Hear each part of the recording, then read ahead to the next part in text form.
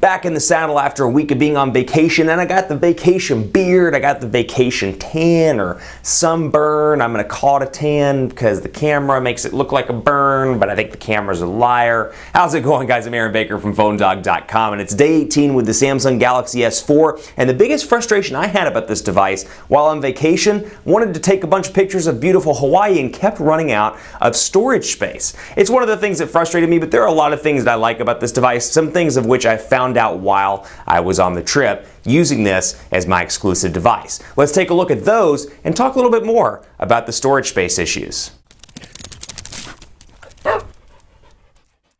Here's where my storage space stands after using this device as my primary picture taker on my vacation to Hawaii. And you can see I'm a picture taker by all stretches of the imagination. I've got 5.52 gigabytes of pictures, which translates into about 2,200 pictures on the device. I took about 400 with the Galaxy S4, and between adding and deleting, I've got about 2,200 pictures on the device right now. Only 400 megabytes of available space. Now, before you leave that comment saying you knew what you were getting into, Aaron, it's a 16 gigabyte device, I know that, and I'm not blaming Samsung by any stretch of the imagination. It is a 16 gigabyte device. That's a finite amount of storage.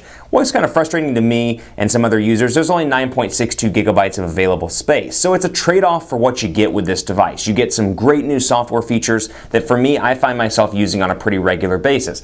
Air View, absolutely love it. Air gestures are nice. And then of course, eye scrolling stuff is nice as well. But you know what? I'm a photo taker. So for 5.52 gigabytes of pictures, I only got 400 megabytes of available space. And at one point on the trip, actually several points on the trip, I found myself deleting applications and deleting pictures just to make enough storage space for this device to function. So at one point, actually this is kind of funny, at one point I was trying to download the Facebook update while I was on the trip, and actually there wasn't enough storage space to even download the update. So I ran into that quite a few times. I got down to like 20 or 10 pictures that I had left to take before the device was completely full. And granted, there's a microSD card slot here. Was not interested at all in trying to find a microSD card while I was on vacation. That is literally the last thing I want to do while I'm on vacation. And that's a great, you get your trade-off here with AT&T. So as you're looking into this buying decision for yourself, a couple of things to keep in mind. One, AT&T and Samsung have the 32 gigabyte version available now at AT&T stores. And two, you got this for $199 and the HTC One for $199. And it's a battle between Android powerhouses.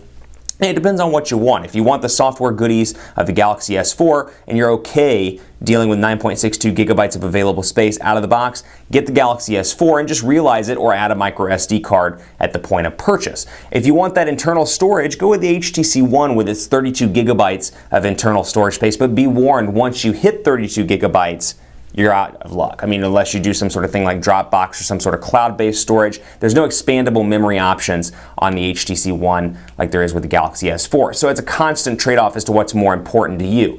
I like 32 gigabytes, and I was one of those people up until I started taking a bunch of pictures. I'm never that person that has a ton of music. You can see here audio, don't really have that much, 240 kilobytes. Downloads, a little bit, 19.32 megabytes. Miscellaneous files, which are actually my songs, 2.49 gigabytes. So nothing too crazy in the music department. What it is for me is really just taking pictures and keeping those on my device, because I like using my phone as kind of a memory or a keepsake album, if you will, for pictures, for memories, or as I call them, photo memories.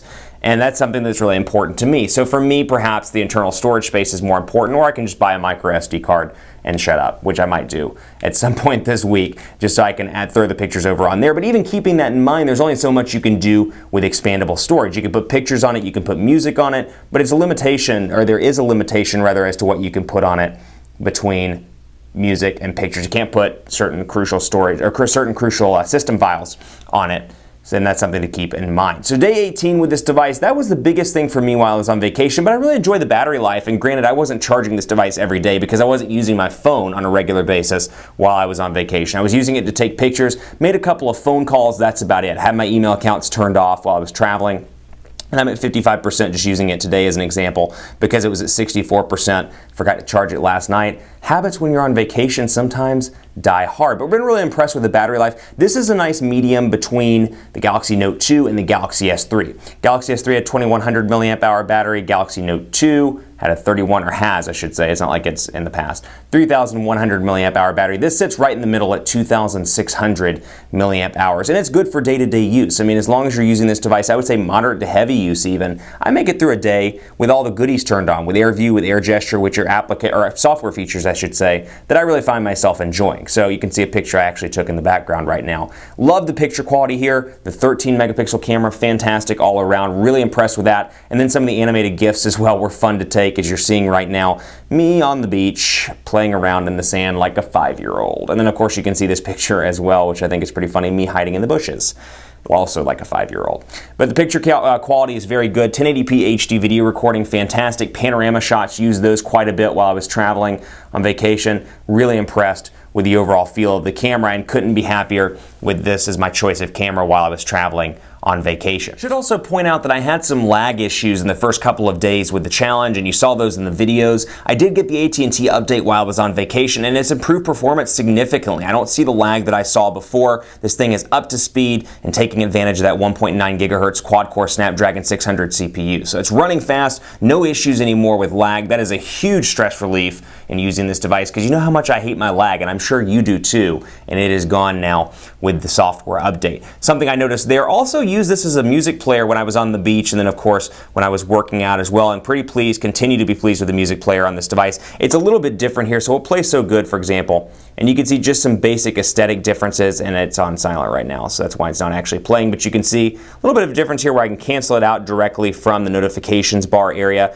and of course when I turn the phone off and back on, I've got this up here thanks to Android 4.2. So for me, of course I can scroll through my music and select new songs. I find this to be kind of clunky personally. I don't really care for the way that this looks, but then again, that's a personal preference with Android 4.2. I've talked pretty extensively about the lock screen and said that it's not my favorite versus older Android versions. But you know what? You've got the ability to customize it and choose what you want on that lock screen, and choice is always good. Keep it locked on PhoneDog.com for continuing coverage. That's just my update from vacation. Was pretty pleased with signal strength as well. Again, battery life was good. Camera was great. Just kind of frustrated with the storage space limitations, and that's not something that's Samsung's fault by any means. I want to keep repeating that, so when you go to leave the comment, I'm not blaming Samsung by any stretch of the imagination. Just wish there was more internal storage space in this device than 9.62 gigabytes. Let me know what you think. I'm on Twitter at PhoneDog_Aaron. I'm on Facebook at Facebook.com/HiAaronBaker. Are you frustrated by the internal storage space available? Do you think the system goodies take up too much, or is it worth it for the system goodies? I'm kind of one of those people that like to have my cake and eat it too. Love the system goodies,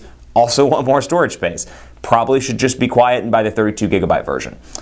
And I probably just solved my own problem in the 30-day challenge. PhoneDog_Aaron on Twitter, Facebook, Facebook.com/HiAaronBaker. Stay tuned for the next challenge update. We'll have more this week now that I'm back in black, and we can take a look at the Samsung Galaxy S4 and continue to see how it compares to the hot devices on the market. Thanks so much for watching. As always, I'll see you next time.